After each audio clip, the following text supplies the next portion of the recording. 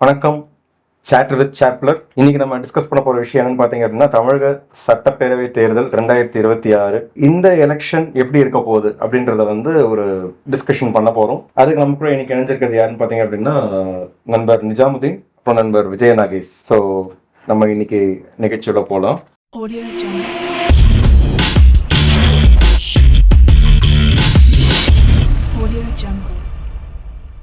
திமுக அப்படின்றது ஒரு திராவிட கொள்கையை முன்னிறுத்தி மக்கள் சமம்ன்ற ஒரு ரீசனுக்காக தான் உள்ள கொண்டு வந்தது.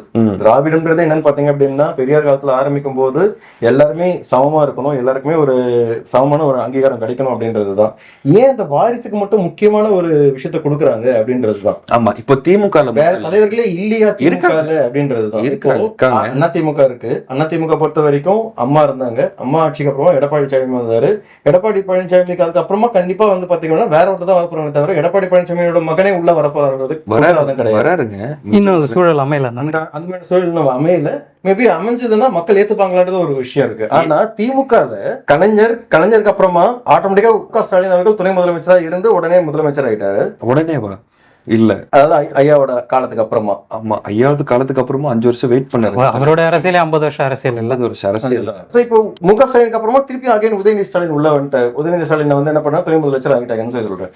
நான் என்னோட கேள்வி என்னன்னா, மு.க. ஸ்டாலினுக்கு அப்புறமா அங்க இருக்கிற மிகப்பெரிய தலைவர் வேற யாருமே இல்லையா கட்சியில? பொன்முடி இருக்காரு. துரைமுருகன் கிட்டத்தட்ட 66 வருஷமா என்னவா இருக்காருன்னு பாத்தீங்கன்னா கழகத்தோட பொதுச் செயலாளராக இருக்காரு. ஏன் அவருக்கு அந்த துணை முதல்வர் பதவி கொடுக்கப்படல? சொல்றேன்.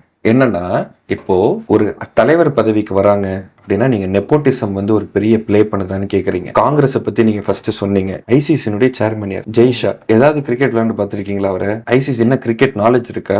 எப்படி ஒரு ஐசிசி சேர்மன் ஆனார்? வயசு ஏதோ 37, 38 தான் இருக்கு அந்த பயலுக்கு. ஆனா உட்காந்து எல்லா கப்பு கொடுக்குறது எல்லா அது எப்படி ஆச்சு அப்படின்னா, பிஜேபியிலும் அது இருக்கு. பிஜேபியில நீங்க எல்லா வர்க்கத்துல போகும்போது ஒரு சிஎம் பதவிக்கு மட்டும் இல்ல, மத்த எல்லா இடங்களையும் பாத்தீங்கன்னா, இன்னைக்கு ஒரு கட்சி அப்படின்னா முதலமைச்சர் பதவி மட்டும்தான் அரசியல் கிடையாது. இன்னைக்கு சட்டமன்ற உறுப்பினர் பதவி இருக்கு, அமைச்சர் பதவி இருக்கு, நாடாளுமன்ற உறுப்பினர் பதவி இருக்கு, மேயர் பதவி இருக்கு. இது மாதிரி பல விஷயங்கள்ல டிவைட் ஆயிருக்கு. ஆனால் எல்லாரும் ஒட்டுமொத்த தலைவர்களும் சேர்த்து ஏத்துக்கக்கூடிய ஒரு தலைவர் அப்படிங்கிற அடிப்படையில் இருக்கும்போது ஒரு சிலர் ரொம்ப முக்கியமா தேவைப்படுறாங்க.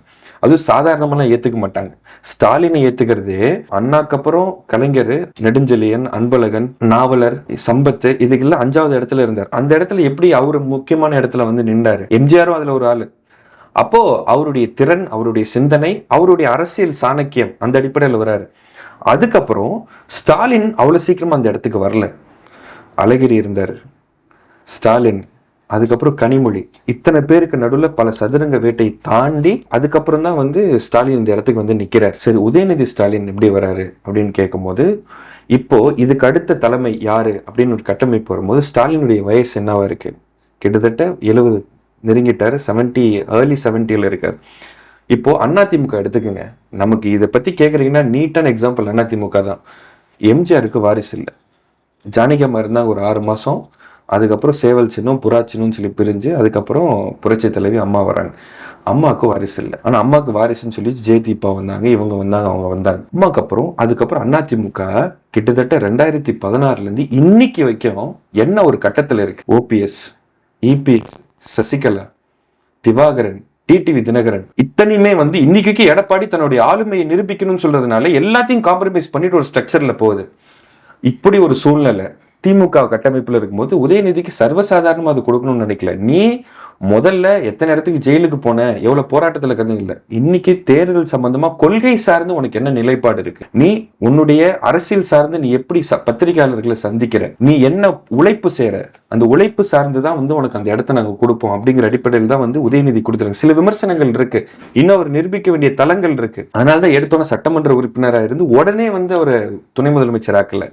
2 வருஷம் சட்டமன்ற உறுப்பினராக இருக்காரு, செயல்படுறாரு. அதுக்கு முன்னாடி பிரச்சாரத்துக்கு போறாரு. அதுக்கப்புறம் விளையாட்டுத்துறை எடுத்து விளையாட்டுத்துறையை ஒரு சர்வதேச அளவுல F1 கார் ரேசிங் நடக்குதுங்க, ஒலிம்பியாடு நடக்குதுங்க. இது எந்த அளவுக்கு நீ ஆர்கனைசேஷனல் உனக்கு நாலேஜ் எந்த அளவுக்கு இருக்கு, உனக்கு லீடர்ஷிப் எப்படி இருக்குன்றது அந்த இடத்துல ஒரு பாக்குறாங்க. நீ கட்சியில் இருக்கக்கூடிய சீனியர்ஸ் நீ எப்படி எடுத்துட்டு போற, இளைஞரை நீ உன் கையில இருந்தா நீ எது எப்படி மேனேஜ் பண்ற, நீ அரசன் விட்டு பையன் அப்படிங்கிறதுனால அந்த மிதப்புல தான் இருக்கியா, நீ மீடியாவை எப்படி சந்திக்கிற, உன்னுடைய அணுகுமுறை எப்படி இருக்கு, உன்னுடைய கம்யூனிகேஷன் எப்படி இருக்கு, இது எல்லாம் சார்ந்து ஒரு தலைவனுக்கான பண்புகள் உன்கிட்ட இருக்கா?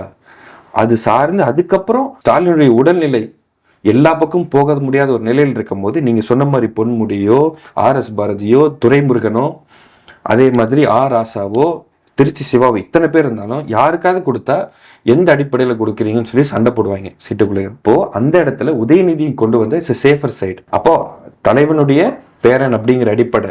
ஆனால் அந்த இடத்துல தகுதியும் இருக்கா அப்படின்னா அந்த தகுதியை வளர்த்து கொண்டு கூடிய இடத்துல தான் இருக்கிற இவர் ஒண்ணுதான் தகுதியை நம்ம சொல்லல. இப்போ மக்களாட்சின்ற பேர்ல மன்னராட்சி நடந்துட்டு இருக்கு அப்படின்றத நம்ம ஒத்துக்கணும். மன்னராட்சி வந்து நமக்கு எதிரே கிடையாதுங்களேன். இப்போ ராஜராஜ சோழன் தானங்க பேசுறோம், தஞ்சாவூர் ராஜேந்திர சோழன் குலோத்துங்க சோழன் சொல்லிட்டு இப்படி பெருமையா தானே பேசுறோம். இப்ப தஞ்சாவூர் கோயில் யாரு கட்டினான்னு சொல்லிட்டு அதேதான். அப்போ வந்து இது மன்னராட்சினே நம்ம வந்து வெளிப்படையா சொல்லிட்டு நடத்தலாமே, ஏன் மக்களாட்சின்ற போர்வையில இந்த மன்னராட்சி? இதுல வித்தியாசம் இருக்குல்ல, எலெக்ஷன் ஒண்ணு நடக்குதுல்ல நடுவுல, சும்மா நிக்கலையே கண் துடைப்புக்காக நடக்கிறது அப்படிலாம் இல்ல. என்னங்க 4 முனை போட்டி நடந்துகிட்டு இருக்கு, இத்தனை கட்சிகள் இருக்கு, 4 முனை போட்டி நடந்துட்டு இருக்கு. இப்ப ஜெயிச்சு உள்ள வராங்க. ஜெயிச்சு உள்ள வந்ததுக்கு அப்புறமா ஒரு மக்களாட்சி அப்படின்றப்போ மக்களால் தேர்ந்தெடுக்கப்பட்ட எத்தனையோ மூத்த தலைவர்கள் இருக்கும்போது தன் வாரிசை வந்து ஏற்றுக்கும் போதுதான் இந்த விஷயத்துல வாரிசு அரசியலுங்கிறத நம்ம கொஞ்சம் தள்ளி நின்று பார்க்கணும்னு நான் நினைக்கிறேன். என்ன எப்படி தள்ளி நின்று பார்க்கணும்னா, டிஎம்கேங்கிறது நம்ம பேசுறது, இந்த வாரிசு அரசியல் பேசுறது டிஎம்கே உடைய வாரிசு அரசியலை பத்தி தான் அதிகமா பேசுறோம்.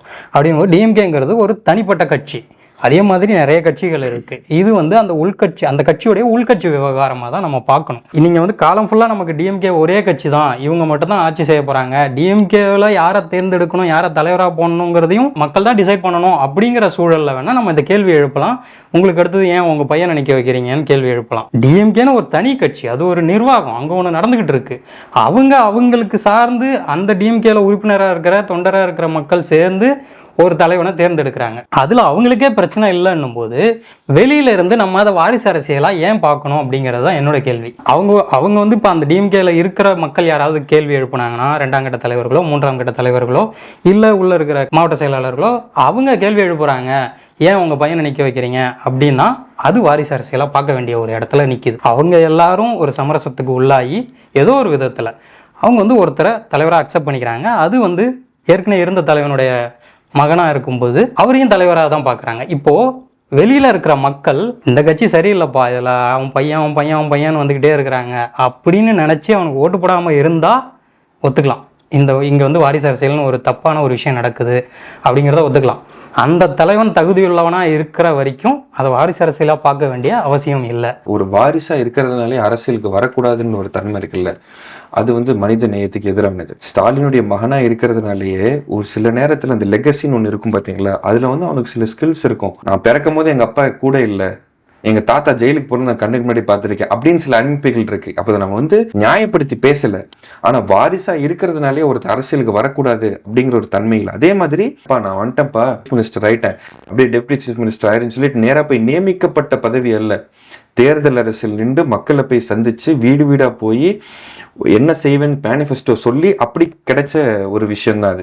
இப்பயும் திரும்ப ஒரு எம்எல்ஏ ஆகணும்னா திரும்ப மக்களை போய் சந்திக்கணும், ராஜ்யசபா வழியா போய் இப்படி போய் வர்றது அல்ல. இன்னொன்னு, நீங்க எடப்பாடியாரை சொன்னீங்க, ஒரு சில பேர் ஆன் ஸ்டேஜ்ல இருப்பாங்க, சில பேர் பேக் ஸ்டேஜ்ல இருப்பாங்க. இன்னைக்கு அதிமுகல பேக் லெவல்ல இருந்து ஐடி விங்ல இருந்து எல்லா ஸ்ட்ரக்சர் வந்து மிதுனுடைய கட்டுப்பாட்டுல தான் இருக்குன்னு சொல்றாங்க. எடப்பாடி ஒரு மகனார், ஒரு ஆப்வியஸ் எங்க அப்பா ஒரு இடத்துல இத்தனை விஷயத்தை ஹேண்டில் பண்றாரு அப்படின்னா ஒரு குடும்பம் சார்ந்து ஒருத்தர் பேக்கப் இருப்பாங்க, ஒரு ரிலையபிளான ஒரு பர்சன். யாரை நம்புறது? இன்னைக்கு எல்லா பக்கமும் புலி வெட்டுறவன் தான், எவன் காலை பிடிச்சு இழுத்துருவானே தெரியாது.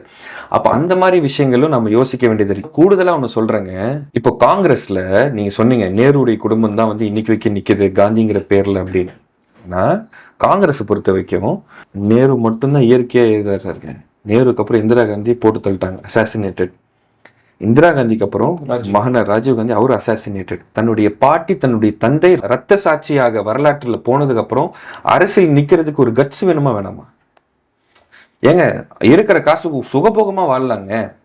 அப்போ வாரிசு அப்படிங்கிறது ஒரு நோக்கம் சார்ந்து இருக்கு. இன்னைக்கு மல்லிகார்ஜுனா கார்கே போட்டிருக்காங்க, அவங்க சில பேர் வந்து அவங்களுடைய விஷயங்கள்ல சில விஷயங்கள் முன்ன பின்ன செயல்பட்டு இருக்கலாம், ஊழல் நடந்திருக்கலாம், லஞ்சங்கள் இருந்திருக்கலாம், நிர்வாக சீர்கேடு இருந்திருக்கலாம்.